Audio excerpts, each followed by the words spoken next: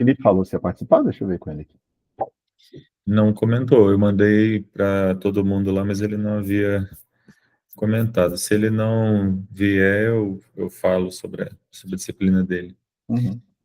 Bom, então, pessoal, essa 61ª reunião do colegiado, a gente tem aí duas disciplinas novas, a propósito de duas disciplinas novas serem criadas, e eu queria aproveitar, porque na época que a Yara submeteu a questão da Rafaela, do pós-doutorado dela, teve também a criação de uma disciplina. Eu acho que a gente estava durante as férias ou já durante a greve, e eu aproveito a de referendo, eu queria trazer a proposta de criação da disciplina da Rafaela, também acrescentar aí, não deu tempo de colocar na pauta. Mas vamos lá, a gente pode começar contigo, André, e aí você fala sobre a sua de História do Direito, e depois eu falo do Felipe. Eu até estou falando com ele aqui, vendo se ele vai aparecer, não respondendo não. Na verdade, eu já vinha pensando sobre isso há um tempinho e tinha conversado até com o Alexandre e conversei com os mestrandos e mestrandas que eu oriento sobre essa minha percepção de que, eventualmente, se eu pudesse trazer alguma coisa de metodologia da história, de teoria da história para o programa, eu acho que contribuiria de alguma maneira, porque, sei lá, a gente tem visto alguns trabalhos que atravessam a discussão sobre história, historiografia, teoria da história, filosofia da história, e acaba faltando alguma coisa, assim. Eu acho que a minha ideia era fazer a mesma coisa que eu faço lá na graduação. Lá no primeiro período também tem uma disciplina equivalente, assim, que é justamente para trazer o pensar da história para dentro do direito. E imaginei que justamente essa ideia dos novos, né, tanto direito quanto sujeitos, pudesse ser compreendida de maneira teórica e metodologicamente adequada do ponto de vista da história. É isso, assim, é mais uma tentativa de trazer um pouquinho, né, do fazer da história para as nossas pesquisas. A disciplina tem muito de teoria da história e de metodologia da história, para servir como ferramenta mesmo. Assim, a minha ideia era essa. Submeti primeiro aos meus orientandos, para ver o que eles achavam, né? Assim, e acho que pode ser bastante útil.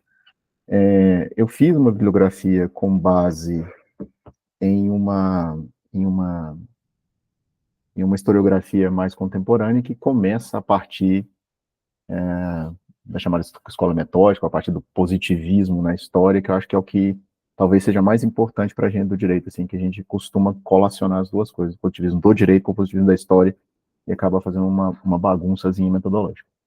Trazendo até o que a gente chama de história do tempo presente, que normalmente as pesquisas são feitas, né, a partir da Constituição de 88, então acho que também metodologia da história do tempo presente pode ser útil. Então, era só isso. Assim, acho que, e o que eu pedi, não sei se é possível, é que ela fosse eletiva das duas linhas. Né? Não sei se isso existe, se isso é possível, que pudessem usar uma das duas linhas fazerem se quisessem.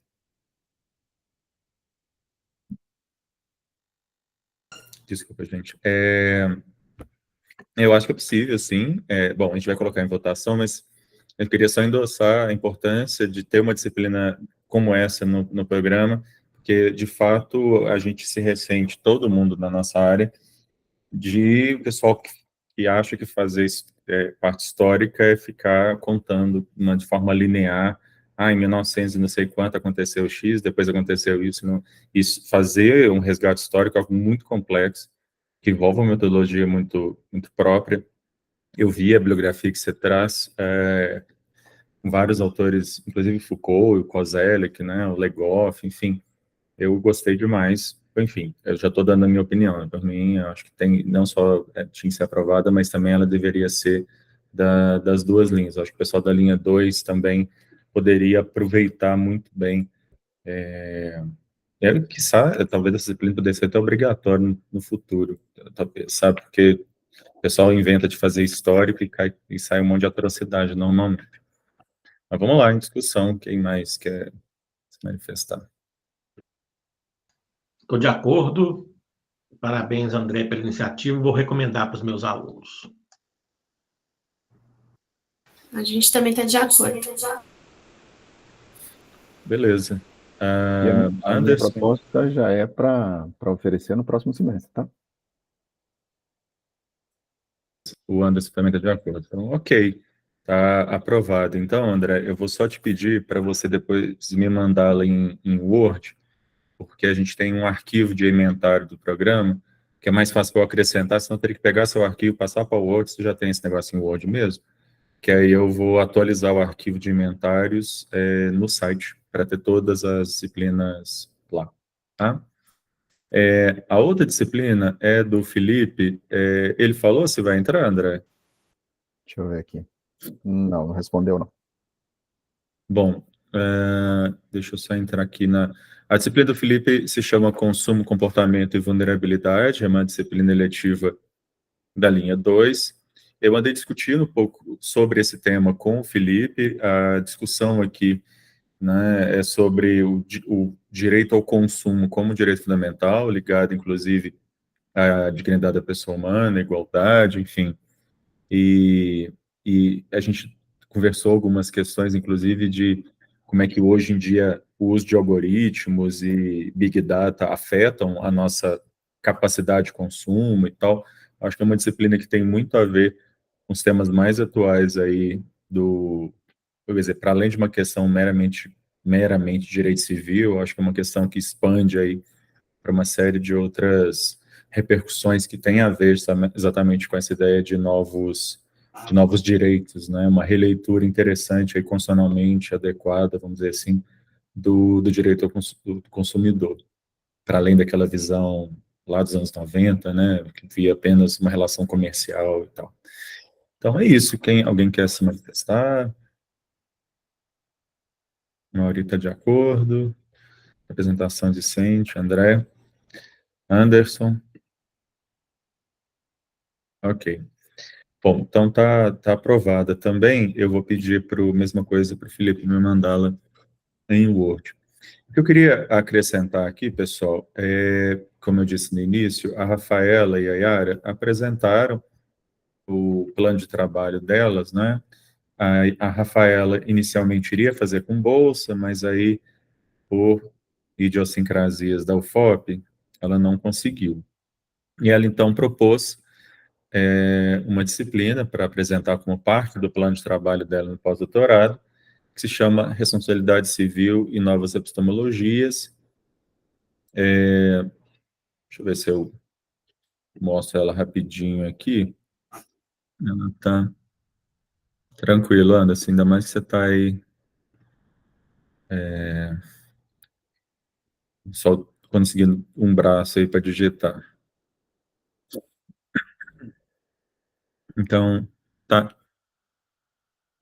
tá aí a ementa, né, a filosofia analítica no direito privado, novas tecnologias jurídica, gíria decolonial, componentes pressupostos da responsabilidade civil extracontratual, problema da reparação integral, problema do nexo causal, vulnerabilidade, sistema probatório e interseccionalidades, e aí ela vai trabalhar com uma bibliografia que é não só do direito civil, mas também discute a questão da decolonialidade, enfim, para falar sobre responsabilidade civil de uma outra perspectiva também, que não aquela clássica do direito privado que todos nós aqui certamente estudamos quando estudamos responsabilidade civil na faculdade, né?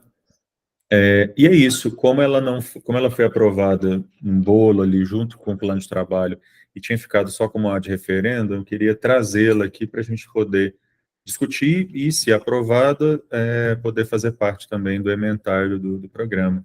Saber se alguém quer ler ela inteira, ver a bibliografia, posso mostrar aqui também, enfim.